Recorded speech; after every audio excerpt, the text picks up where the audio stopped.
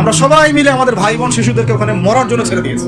এটাই সত্য কথা। এবং এর জন্য পুরা উম্মাকে জবাব দিতে হবে, পুরা উম্মাকেই জবাব দিতে হবে। সবচেয়ে বড় জবাব দিতে হবে আরবের নেতাদেরকে, আশপাশের যারা নেতা আছে এদেরকে। আরবের যে নেতারা আছে এদেরকে বিগত 70 বছর ধরে ওরা যা যা করেছে এর উত্তর দিতে হবে, জবাব দিতেই হবে, কোনো উপায় নাই।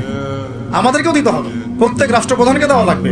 যে লিখতে পারতো লিখে নাই তাকে দেওয়া লাগবে, যে বলতে পারতো বলে নাই তাকেও দেওয়া লাগবে, যার অস্ত্র দেওয়ার ক্ষমতা ছিল দেয় নাই তাকেও বলা লাগবে, যার মিলিটারি পাওয়ার ছিল সে চাইলে ওখানে ইন্টারভেন করতে পারতো সে করে নাই তাকেও বলতে হবে। আর যারা ওদের সাথে আতাত করে বন্ধুত্ব করেছে এরা তো মুনাফিক, টাটকা মুনাফিক, পাক্কা মুনাফিক। এরাই তো তারা যারা কাফেরদের সাথে জাহান্নামের তলদেশে থাকবে। মুসলিমদেরকে বাদ দিয়ে মুনাফিক ইহুদি খ্রিস্টানদের সাথে বন্ধুত্ব করেছে। যে ইহুদি খ্রিস্টানরা আমাদের ভাই বোনদেরকে মেরে ঝাঁঝরা করে ফেলাচ্ছে, আমি ওর সাথে বন্ধুত্ব করতে পারি? কি বলে আপনাদের ইমান? আর এই কথাগুলো কি উগ্রবাদী কথা হয়ে গেল? এগুলো সত্যি কথা। আর সত্যি কথা বলার পরে কি হবে সেটা তো দেখার দরকার নেই, আল্লাহর কাছে আমাকে জবাব দিতে হবে, এটাই আমার ফিকির। তো যারা দোয়া করতে পারবে তারা যদি দোয়া না করে আল্লাহর কাছে জবাব দিতে হবে, যারা বলতে পারে যদি না বলে আল্লাহর কাছে অ্যান্সার দিতে হবে, যারা খাবার পাঠাতে পারতো তারা পাঠায় নাই আল্লাহর কাছে অ্যান্সার দিতে হবে।